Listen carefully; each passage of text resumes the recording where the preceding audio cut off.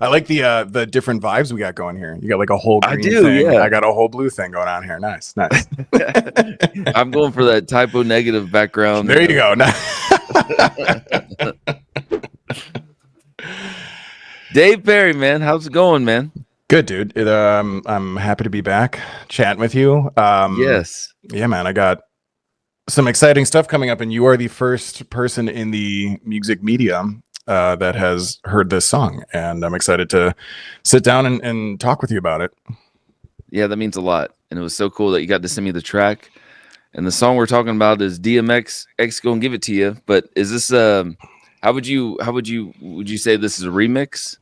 Yeah, it is. It is a yeah. It's not just like a cover. It's literally a remix, and it is featuring DMX is the actual artist. His label reached out to me and presented this, and they basically ran it through his family, which they're involved with everything that's connected to DMX since his passing, and they were like, we've been thinking about bringing some of DMX's music back to life in a different way, and I just so happened that like 10 years earlier, kind of just for fun, I had done a hard rock cover of X Gonna Give It to You, and this A&R rep reached out to me on Instagram and was like, hey man, I'm with DMX's record label and we're wondering if you want to redo this song with DMX. And I was like, you're full of shit, like this isn't a real thing. I literally told the guy like to fuck off, like this is because I get so much spam and stuff on there. I was like, this just doesn't, my brain like doesn't compute with this, because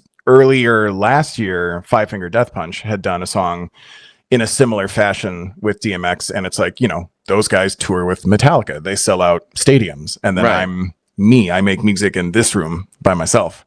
Was it the same song? Did they? No. That they did something called This Is the Way. And that was actually unreleased DMX tracks, like kind of almost freestyle stuff that he'd laid down, and then they got together in the studio with Five Finger and whoever their producer is and kind of made it a song out of just vocal recordings that DMX had done.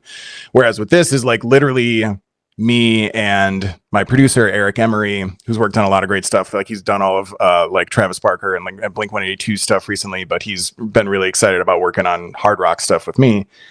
And yeah, we had the original recording session of X Gonna Give It to You. And, we went in and we're really meticulous about making this. It's hard to say, like, we didn't want to just like add, guitars to a DMX song. We completely re-envisioned and like recreated every single line of this song while still staying true to what the song is. We didn't change anything of DMX's parts, but just like with a lot of rap songs, musically, it's very repetitive. That is the format, right? That's the genre. Right. And I went through and I was like, I'm going to completely change that. So every verse is different musically. Every chorus has some new musical element or vocal layering element. At a certain point, DMX and I are doing the same thing. And then we have like a call and response thing. And it's been I feel honored, getting back to the point of like the Five Finger Death Punch thing, is that like I've always had and continue to have imposter syndrome in a lot of different scenarios. And as soon as an opportunity like this is presented to me, I'm like, why not work with another Five Finger Death Punch? Like, why aren't you reaching out to Seven Dust? Why aren't you reaching out to Breaking Benjamin? Why, any of these huge band. So I appreciate Cleopatra, which is the record label. Yeah, that's huge, for finding me and for creating this opportunity. And I'm really thankful for DMX's family for thinking that I was worthy of the opportunity. And I truly hope that the song, that what I've created is worthy of his legacy.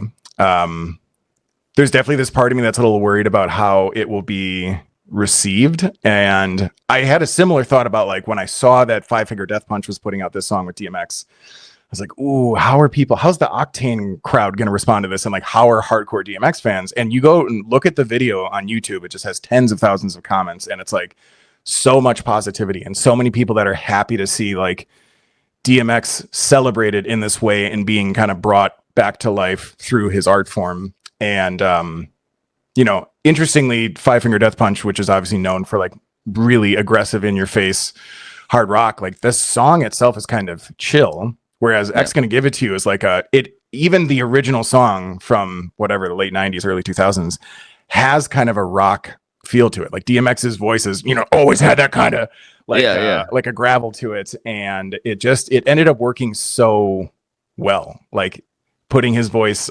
alongside with huge drums and a big wall of guitars, and then when I'm singing or screaming along with him, it just creates like a whole new texture, a whole new, like, I'm hoping that this will introduce the original song to new people, but I'm also hoping that that original crowd of people who grew up with that song, myself included, will embrace it. But only time will tell, and that time will be February 12th of this year, because that's when it comes out.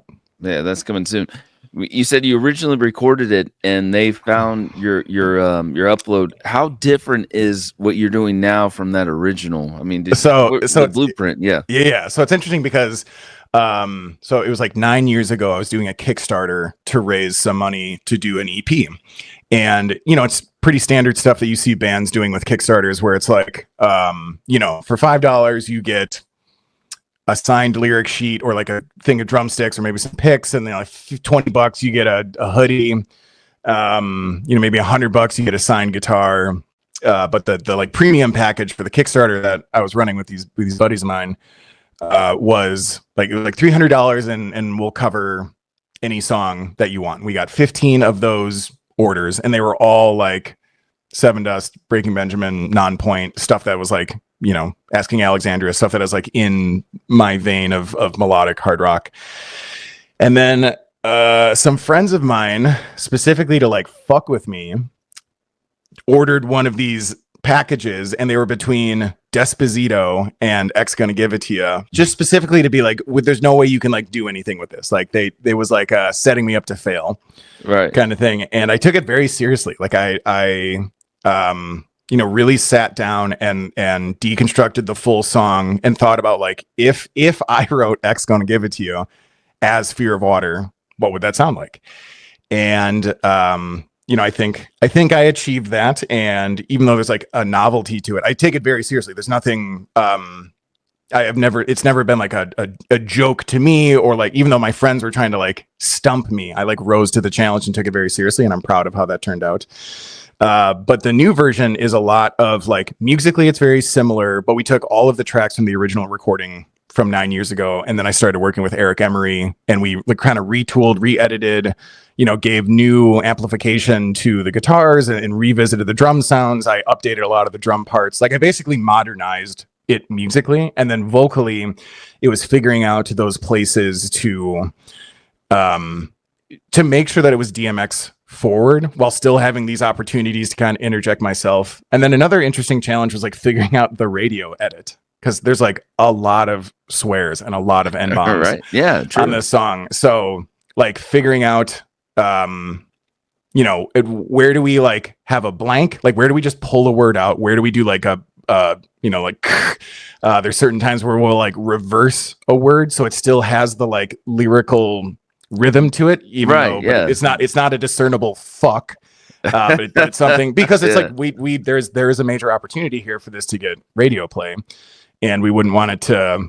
Basically, Octane would be the only station that could play the original version unedited. But there's a lot of great rock FM stations out there that, in the last year, I've had 2 songs chart on the Media Base Activator and SMR Top 50, and that was Codependent Parasites with Elias from Non-Point, and a song called Systemic with Aaron from Gemini Syndrome, that those charted at number 10 and number 7 respectively. And a huge part of that was this amazing network of just FM rock stations from like everywhere across the country. And what's cool is that like when a radio station is like interested in you as an artist and like wants to get to know you more or have you be more present on the station, they'll have you do these like stingers. So there was a couple days where I did like 400 of these, like, hey, this is Dave from Fear of Water, and you're listening to like 107.2 The Jaguar and Jackson, Mississippi. But it's a lot of these stations outside of Chicago and LA and Miami and Nashville, because that's most of the country, and there's a ton of rock fans out there that aren't consolidated in all of these primary markets. And I'm so thankful that as a relatively unknown artist that these FM stations have supported what I'm doing. So I'm going to come back to them with this song, but I still need to come back to them with something that they can play on the radio. So I'm proud of even the radio edit. I think still hasn't lost any of its grit or its edge. So it'll be interesting, man. It'll be interesting to see if Octane picks it up. They heavily played the Five Finger Death Punch song with DMX. I think again, there's already a huge foot in the door there with Five Finger being a regularly played band on Octane. And while I've had some airplay, I've been on test drive, I've had like a couple weeks of play on Octane. I'm not a household name. So it'll be interesting to see how far the quality of the song itself and that DMX name carries this. But my team, my manager, they're very bullish. They're very optimistic about where this is going to go. So that is helping with my imposter syndrome, because there's this just huge voice in the back of my head that's like, this shit sucks and no one's going to like it. But I do feel that way about almost everything that I do. I think it's amazing that you do everything. Yeah. I mean, it is a very rewarding thing at the end of the day, but every single step up to it being completed is incredibly frustrating, because everything that isn't perfect is always my fault. The buck always stops with me, and there is a collaborative. This is why I have enjoyed doing songs with like Clint Lowry and Elias and Aaron and Heidi from Butcher Babies and Saj from Raw, and I have songs coming up with both Howard and Jesse from Killswitch, and I'm talking to Christopher Hall from Stabbing Westward right now. Like, I have a lot of things in the works, which is great. But like, I really enjoy creating with a fellow artist, and obviously I'm not given the opportunity here with DMX having passed, but like, it's important. I would want to make something that he would be proud of. Like, I would love to know that he, in whatever way that he's still here with us or whatever, that this gets to him and he's like, fuck yeah. Like, it would mean a lot to me if he thought this was badass. So you absolutely crushed it too, man. And you did all this yourself, right? I mean, that's crazy. And so you're happy with the final version of it. When you sent it to the family, what were you thinking? Like, you're like, do you send it by email? You're like, here we go. Send. So the label was kind of the intermediary, and when I sent them the first version, and they came back with a few notes that was basically like, they're like, we want a little bit more DMX, like a little less you vocally, little more DMX, little less you, and then shave 30 seconds off the song, which is difficult. It's easy to think about that, like, well, a 3-minute long song is easier to get played on the radio than a 3-minute and 30-second long song. But if you already have the 3-minute and 30-second long song, you don't just like cut off the front or the end. You literally are going through and surgically removing like 2.5-second chunks and transitions and stuff like that. So once the label got it through their feedback to me, and then me working with Eric Emery to like fine tune it, they were confident, like, they're gonna love this. And then they sent it, and like, from what I've been told, they're big fans. Otherwise, this definitely would not be seeing the light of day. Like, they would never want to do anything that would, like, cheapen his legacy or anything like that. And people are still like, it's amazing how relevant DMX still is. Like, there's this very famous training montage in Rick and Morty that uses X Gonna Give It To You. X Gonna Give It To You was used in Deadpool recently, and like, there's just like, it's still like, especially with our generation, like, it just it resonates, man. Like, and I want to tap into that. I want that feeling to immediately come back to those people, and hopefully maybe it even brings some DMX fans into the world of rock and vice versa. But we shall see. Yeah, man. Yeah, it's immediately catchy, and the more you listen to it, I mean, just every layer you add is so good.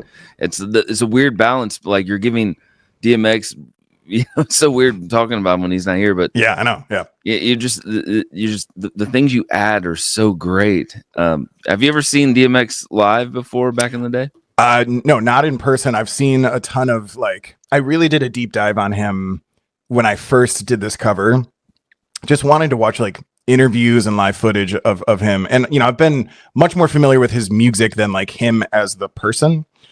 And it's interesting because in a lot of cases, he's this very like almost gentle, soft-spoken guy with a sense of humor. I don't know if you've ever heard his, he's got this like Rudolph the Red-Nosed Reindeer. yeah, dude. He has a sense of humor, but he also, is a fucking badass. and he can turn it on and off. And I would like to think that in my own way, I don't take myself too seriously, but I take the craft very seriously, and I took this song very seriously. But there is also there is a novelty to it. Like, it's very unexpected, and there's certain moments of the song that are just like Eric, the producer, when he heard it the first time, towards the end, when I'm just like, this rap game is fucking mine. He's like, dude, this is brutal. Like, this is so, unexpectedly heavy. And I want that. I want those moments where people are like, it's fun. Like, I want it to be fun how energetic it is, while still it being undeniably the song that, tens of millions of people love.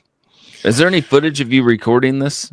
Yeah, I have some clips. So it's interesting. Like, this is the first time that I'm going to be releasing something through a record label, or rather that the record label is releasing it. And everything I've done up to this point, even with all these collaborations, has been fully independent. And that comes with its pros and cons. The pros are like, we don't answer to anyone. I'm not getting feedback from a label being like, shave 30 seconds off. It's just the song ends up being what I think it should be. The cons is that, like, a label has access to, they have budget, they have resources in terms of like PR and setting up interviews and doing, getting, Loudwire to, pick it up and like making music videos and stuff like that. That's all resources available to the label. But like, to be honest, have very little say in that. So, and I think to a fault, I've been doing this by myself for so long that I have this mentality of like, the only way anything is going to get done is if I do it myself. And so sometimes I have a hard time like letting go of the reins. And it's been an interesting ride so far. Like, they reached out to me in August of last year, and it's coming out in February. So this has been a long time coming, and it's a lot of logistics. There's a lot of legalities involved here, and contracts and payments and royalties and securing rights and making sure that DMX's brand is handled properly. And I appreciate all of that. It's just a very different. I'm used to the Wild West. Like, if it's fails or succeeds, it's because of me. I'm doing all the parts. I'm releasing it. I'm doing the promotion. I'm doing all the interviews.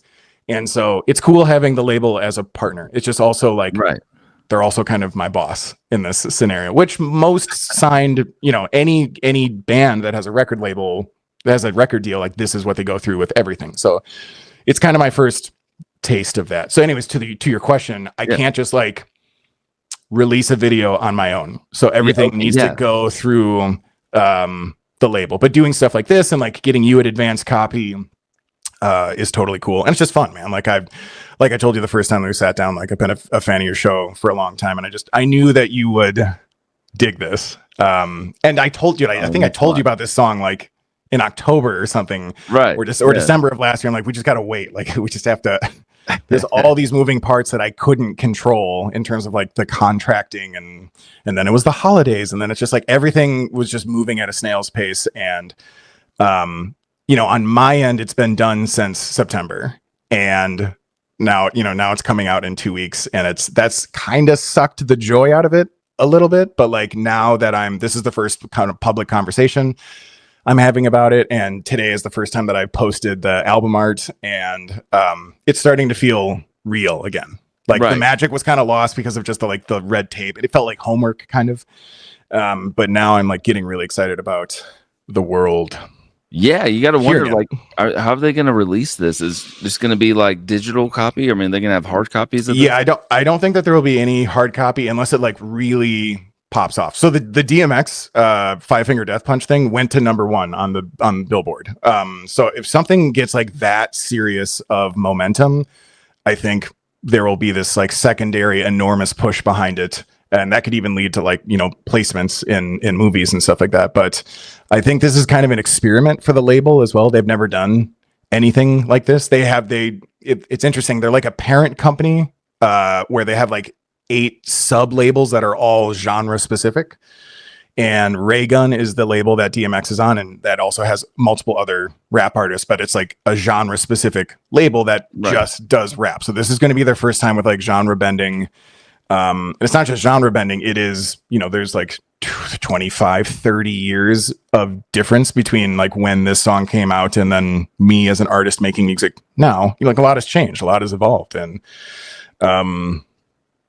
I think they're I think they believe in the song, but it's also like we're not quite sure how this will go. The only thing that we do know is that the song with Five Finger Death Punch and DMX was incredibly well received, but you have to factor in the fact that Five Finger Death Punch is already an enormously successful band and they have a huge following. But when you're looking at the comments, especially on YouTube, you see these people that are like, there's a nostalgia there, where even though it's a song that they hadn't heard before, it's just that people love DMX and it was cool to like, in the same way that people got like super fucking stoked about seeing holographic Tupac at Coachella that one year. It's kind of the same. Oh yeah, dude. It's kind of the same thing. Yeah. So people have so many memories tied to this music, man. And I think it's going to tap into that, hopefully, in a very authentic way, while still it being approachable for. I think the reality is that rap and rock, aside from like actual rap rock and things like Limp Bizkit and like the peak that we saw in nu metal, and it's kind of making a comeback now, but like it's pretty different worlds. Mm-hmm. And I love the idea of more music coming out that helps bridge that gap. And to be just totally honest and frank, like I would love for more Black people to get into rock music and more white people to get into rap. And like, especially just like when you look at a crowd in a show, like I love it, the idea of it just being this rainbow of people and it not being so like, I'm not saying that there's like actual segregation. I just think culturally there's a lot of like alignment there, that there's just so much good, there's so many good artists, and at the end of the day, good music is good music. I just think people need to open their minds to it a little bit more. So I do think some crossover stuff like this, if done appropriately and authentically, can open up those doors. So that's what I'm hoping for, but we'll see. Yeah, definitely. I love everything you're saying. And you know, you reminded me of like, do you remember like in the 90s when we had like soundtracks were awesome, right? You remember like soundtracks were made for movies. Like the Spider-Man soundtrack, like the big songs were on there. Huge. And those songs were specific to those movies. I remember Spawn, the movie Spawn had this incredible Korn, kick the PA, man. Yeah. But it would be an amazing, it'd be like Manson and Pantera and stuff. And then they would match them up with like Chemical Brothers and like Aphex Twin. And so was, and Filter and like all of these electronic artists and hard rock artists doing a unique collaboration that was just for that album. That no movies do this anymore, and it makes me sad. Some of the Screen soundtracks were awesome. Seven Dust has done some, like I think the song Leech, the Loud Rocks. They did one with the Exhibit. Yeah, that's right. On Loud Rocks. You remember that? Yeah, man. Like I want more. I think so many people would be so supportive of that if that kind of movement came. I really do not understand why that's not a thing anymore, because movies are still a huge thing. Yeah, it's changed if people are leaning more into like the Marvel universe or stuff that has like a series behind it, but still, like, especially with streaming and everything, it's like, I don't know, there's some magic there that has definitely been lost over the last 20 years by no longer seeing artists making music specifically for a movie. And I'd love to see that change. We'll see. So I just thought about this. Stuck Mojo is one of my favorite bands. Yeah, man. Yeah, and I always think of like I think of people like DMX and can you imagine him like fronting Stuck Mojo? You know what I mean? Like hard voice. That'd be amazing. I think it'd be amazing. Like I would love to hear Lord Nelson's thoughts. Yeah, on that. dude. Like, but even thinking about like the Seven Dust's first album, songs like Terminator. Yes. There was definitely Lejeune tapping into, rhythmically and vocally some kind of rap elements there. And, they took a more melodic path from there. I guess there was some stuff on Home that kind of tapped into that, but then like Animosity and Beyond has been very like, we are this awesome melodic hard rock band. But I think I would love to see like Corey Glover, dude, in Living Color. Corey Glover. I love that album. The first one. Yeah, man. I want Vivid more of that. More, even if it's not rap, just like that kind of soul that sounds so fucking amazing when paired up with rock music. And who knows, man, like we go through so many weird iterations of what rock music, just all popular music, and like relatively like retro stuff comes and goes, and maybe we'll see some huge resurgence. The fact that like Limp Bizkit is out there, or the fact that like Creed is enormous right now. Like Creed went from being like back. Yeah, but they also like came from a point of like almost being a joke at a certain point. Like they were so big, they reached like Nickelback status, and then became almost like a gimmick, and then they broke up, and then it's kind of like a nostalgia thing, and then it gets kind of recycled and all. And now like Creed and Limp Bizkit are inescapable right now, which is cool. I am all for it. This is my high school, so like I'm again, yeah. I really hope that what I'm doing is one drop in the bucket of maybe bringing back, harkening back to that day, but infusing it with modern style, modern energy, modern recording technology. Yes. I love what you're doing though. And that's why I brought up that point about having something tangible, because just like old school, like it'd be cool to have something like Clearwater DMX, like something in your hand, be like, yes. I'm definitely going to, like, I'm going to frame something. Right. Like, this is a huge, you got to, even if people fucking hate this, which they probably won't, but like, even if it's a total wet fart, like it still has been a really cool experience for me. And I will physically, memorialize this, but yeah, man, it would be insane just given I'm in this very weird, unconventional niche of this guy in Texas that, makes music by himself. And I just live this like independent world, and I don't tour. And so if something is like truly popped off, I would think that would be a pretty unique thing to happen in the music. I can't really think of any other examples of something like that at a huge level happening. So the only way that you find out is, take swings and try. Yeah. And then, if it doesn't work, just keep going. Okay. Who did it first, man? Who's your first like rap rock? Is it Anthrax with Public Enemy or I mean, I think Rage Against the Machine? Probably the very first thing that I heard where I was like, oh shit, was Aerosmith and Run DMC with Walk This Way. Oh yes. Yeah, dude. Where it was like, oh shit, like this is really cool. I think great video. I think too. People of that generation understand the importance of Run DMC, but I get this general feeling that the significance and impact of, I think Run DMC is like the Led Zeppelin of rap. Like they were some like true pioneers that set up decades of this enormously popular global music to come. And I feel like that not enough younger generations know that. And Aerosmith was my first favorite band. I remember like being in first grade and listening to Love in an Elevator, and my mom's deeply concerned that I'm listening to a song about graphic oral sex, and I'm like, it's just about elevators, but it's cool. Yeah, dude, looks like a lady, whatever. Yeah. So hearing those two together, I was like, oh man, this is fucking cool. I think the first like crossover stuff that I really resonated with was Hybrid Theory by Linkin Park. Yeah, sure. So Hybrid Theory, and then they did that amazing remix album, and they did that song with Jay-Z. I just got goosebumps thinking about it, man. Like that I still listen to that album. I heard I heard other bands did that too, but it just wasn't released. I talked to Jacoby from Papa Roach, and he said, I want to say he said this, but they did a remix with some other hip hop artist, and it just didn't like come out see or something. See the light. Yeah. I mean, that could be one of those record label things where it's like, we had a great idea as artists, and then it gets into the machine, and there's, financial reasons or legal reasons or whatever. It's sad to think about how much cool shit is out there. Here's a perfect example. The original soundtrack for The Queen of the Damned was originally all Jonathan Davis, every single song.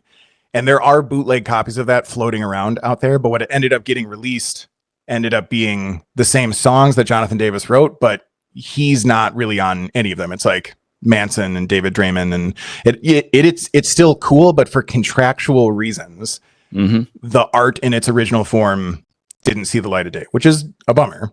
So yeah, man, I'm like this. I forgot about that. Like, I'm curious about like what other example. I'm sure there's a lot, because that was an MTV. That was an MTV thing, though, right? Like where that came from.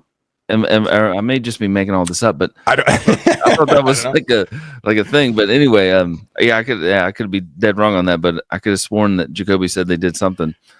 What's cool is that they did that in a room together with Jay-Z. Oh yeah, yeah. Imagine like working with a hip hop artist, face to face, doing that kind of collaborating. Jay-Z is a legend. So watching Jay-Z, Eminem is like this too. There are certain guys that can go into a studio and hear the beat, the sample, whatever, for the first time, and then just spit. Like it's literally like 2 takes in front of the mic, and all of a sudden you have, My Name Is, or 99 Problems, and you know, most of it came just like out of the fucking abyss of their genius. Yeah. So yeah, man, like being in the room with that, and also like even just, you know, obviously Hybrid Theory was huge, but that was also their like debut album, and to be essentially like honored by all of the artists that came forward and was like, yeah, man, like we want to do remixes and reimaginings of all these songs. Like, dude, there are so many good songs on that remix album. Yes. It's incredible. I want more of that, man. I want more artists to like, it's kind of what I'm trying to tap into a little bit with all these collaborations, is that like, I don't want to just like have rock singers singing on my rock songs. Like my management is reaching out to like people like Fiona Apple and stuff like that. Like, wow, yeah. I want to make music that is unexpected. It's still something that'll be palatable, something you could hear on Octane, but the actual ingredients of it, when you think about it, I want there to be sometimes you're like, oh man, like that was totally unexpected. So that's amazing. I remember when Deftone Chino did a song with Il Nino and they did Zombie Eaters, the Faith No More cover. Yeah, dude. Yeah, I was blown away. I was like, whoa, this is man, crazy. Yeah. I love that though. The unexpected kind of collaboration For cover. Sure. I feel like there's been like, I love just the Chino thing. Like, so, you know, the song from Home, the Sevenest album that Chino's on. Yes. That's documented too. Yeah. Yeah. They filmed that. And then you know, the song on White Pony that features Maynard. Like, I love Passenger, man. I love Deftones, and it's cool to hear him just like teaming up with other people. It's fucking and badass. It's crazy, like they don't even like, I don't even think it was said like featuring Maynard, you know what I mean? It's just I think like, you're right. Yeah, they're just like they'll figure it out. Yeah. Yeah. Yeah, man, that's such a cool song. Yeah.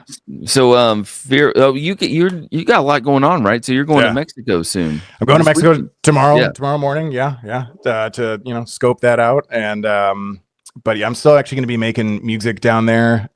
You know, I kind of recently upgraded my traveling rig that'll allow me to do some like vocal recording while I'm gone. Like I'm working on just a ton of new music that I want to be, once I get this, like I have like 5 or 6 collaborations that are in like 80% done or like right at the finish line or something. And like this, you know, I only released 2 things last year and they both did really, really well. But the rest of the year was all about getting like my ducks in a row. And like, you know, I have management representation now, which is great. And like securing things with these other collaborators and getting those songs finished. And I have a ton of like professionally shot music videos that I haven't released yet. And this year is like, once this DMX song comes out, it's just gonna be like boom, boom, boom, boom, boom.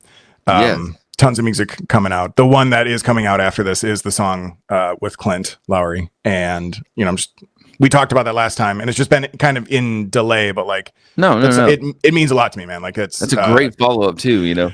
Yeah. Clint. And, you know, he's a hero of mine. So You know, Bones, we bring up Suck Mojo again, but Bones always talks about, he's got this thing in the works called Bones and Friends. And that reminds me of what you're saying, like just have all these collaborators. Yeah, man.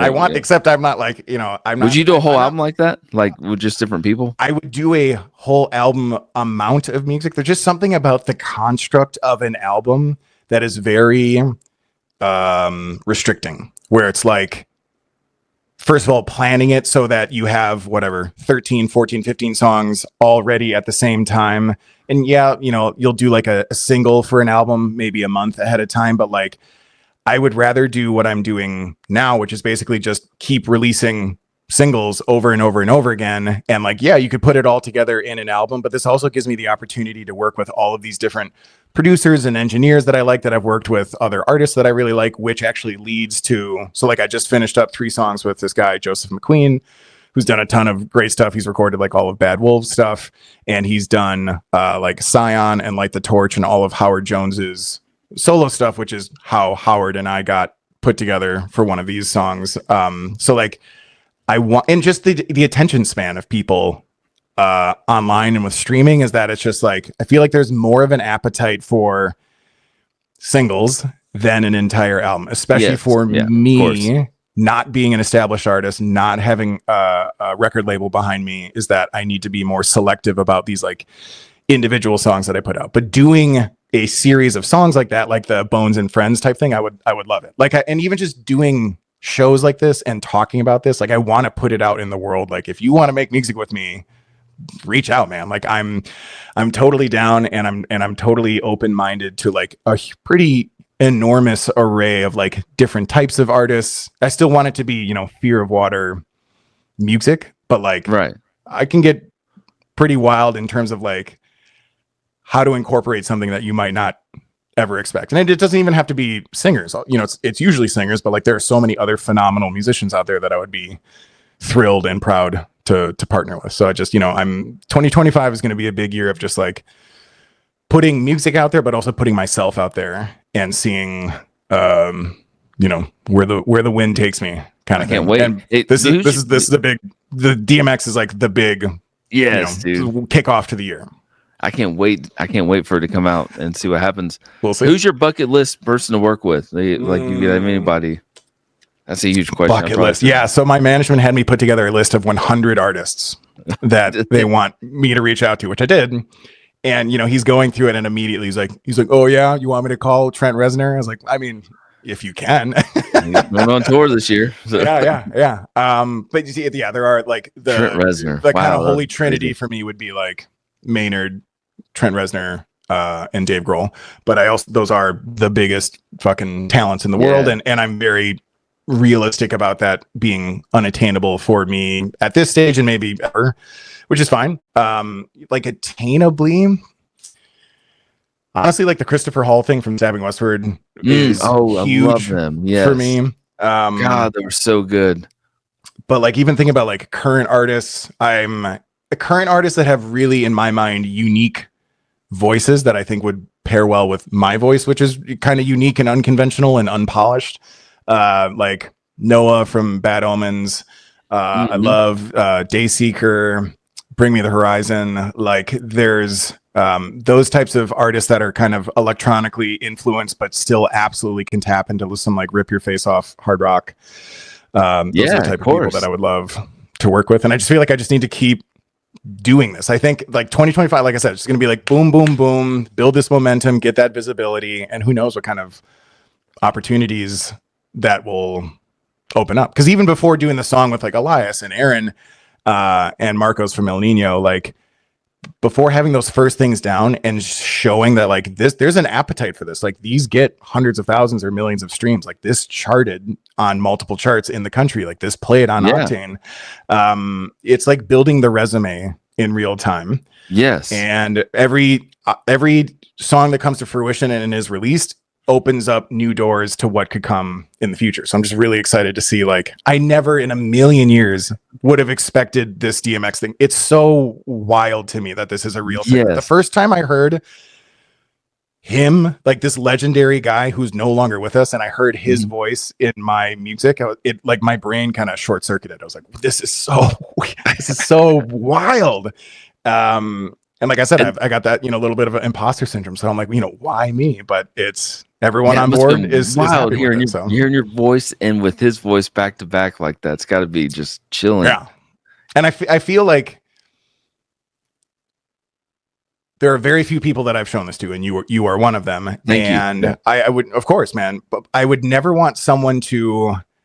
I hope the feedback that I've gotten on it so far has been genuine and separate. I don't care if like someone knows me, no one's gonna hurt my feelings. I just want to know, like, are rock fans gonna like it because of rock music? Are DMX fans gonna like it because it stays true to the original song? And are music fans in general going to have an interest or an appreciation of this amalgamation that is pretty unexpected?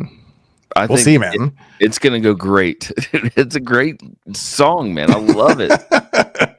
We'll see, dude. I'm amped. I have a lot of positivity about it, but I just also understand, however it goes, it is out of my hands at this point. Like the song, it reminds me of, like, when you go to a show and they play music before the big band comes on stage. Like Seven of Us is about to hit the stage, and then X gonna give it your song plays before they walk out. That'd be amazing, dude. Yeah.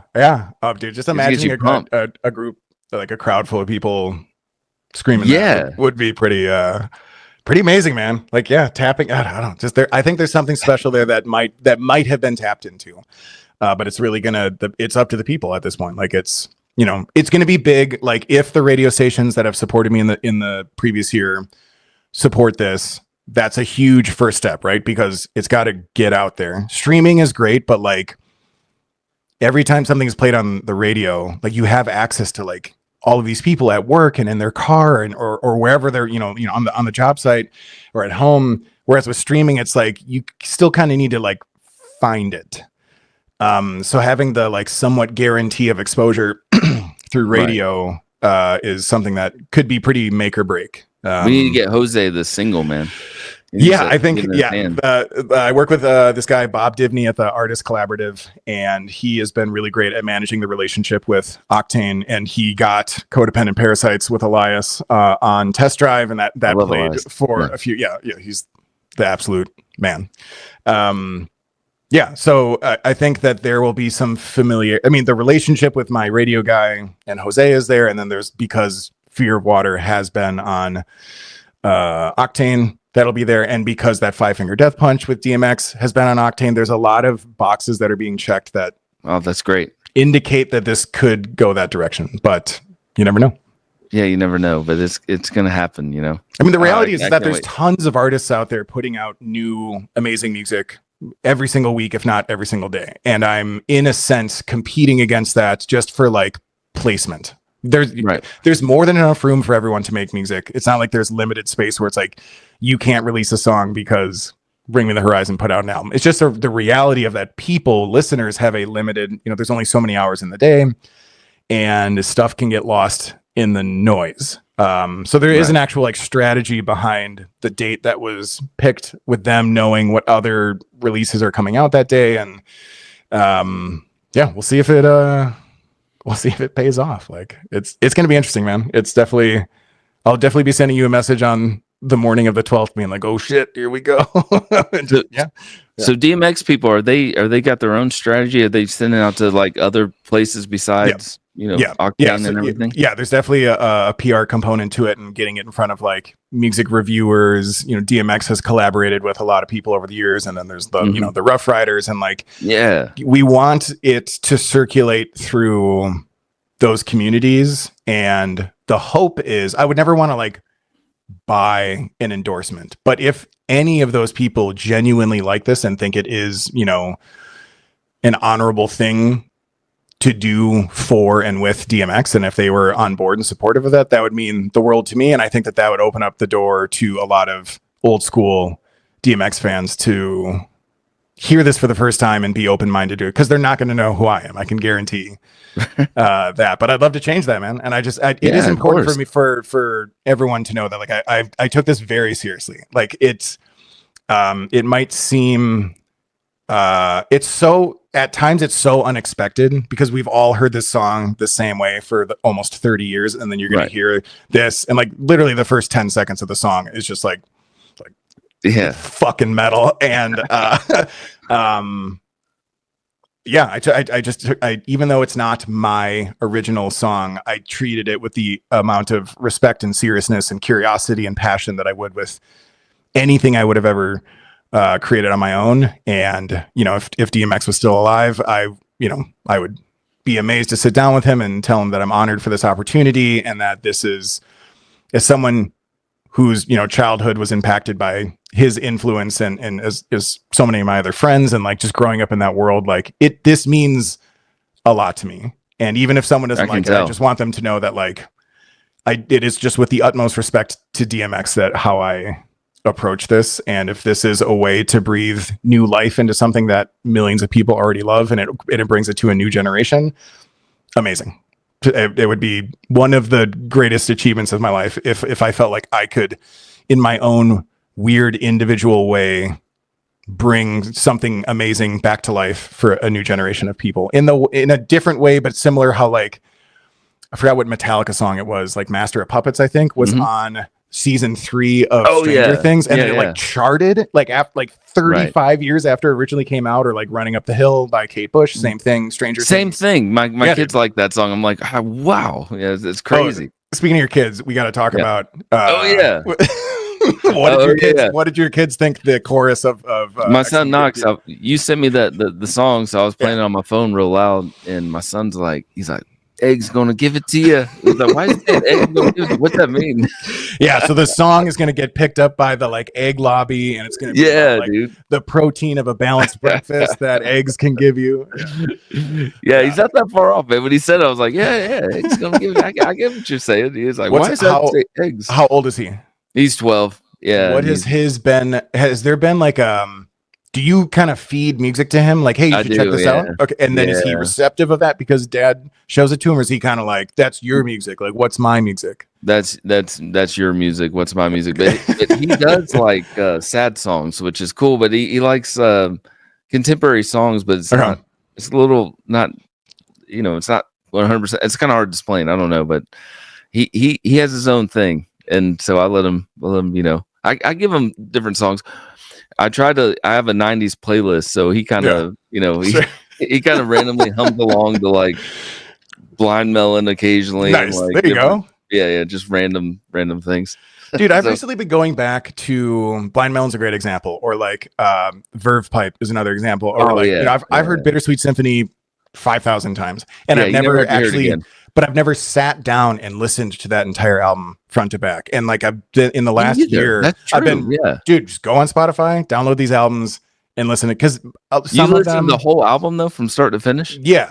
I mean, I've never done that one. Do it, man. Like there's a lot of songs like that where I'm like, oh man, this, or even like Semisonic, like everyone knows Closing Time, but it's like, have you taken the time to, or like, dude, a good one, Harvey Danger, Flagpole Sitta. Like, that's a cool album.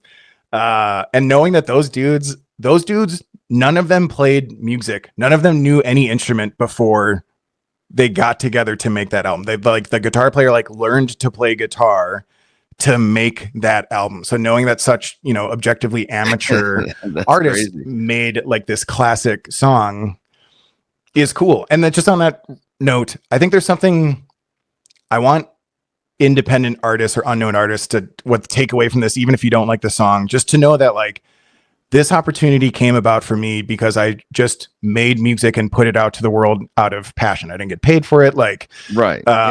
There wasn't an enormous response. I never thought anything would have come from this, but then 10 years later, I get this message on Instagram that I never would have expected. And like, don't let the like potential failure or shortcomings of something not living up to its full potential that you might build it up to be in your head. Don't ever not create art for any reason other than you don't want to, but don't let anyone tell you that you shouldn't. Something doesn't need to be commercially successful for it to be successful for you or to mean something for you. So just like anyone who's out there making music and feeling kind of a defeatist attitude because whatever, there's a lot of competition or you can't get on playlists or you can't do it work in a professional studio. Who cares? Like, get over that. Just keep making music, keep working on your craft, keep putting stuff out there, keep sharing it without being, annoying. And just, I don't know, stick with it. Some of this, like, it's good. It's important that you're good at songwriting. It's important that you're good at your instrument, but some of this is just like chaos and time and luck and the weirdness of the universe coming together at certain times. So just keep going. Dave, I love talking to you, man. You're awesome, man. Thanks, dude. More episodes together.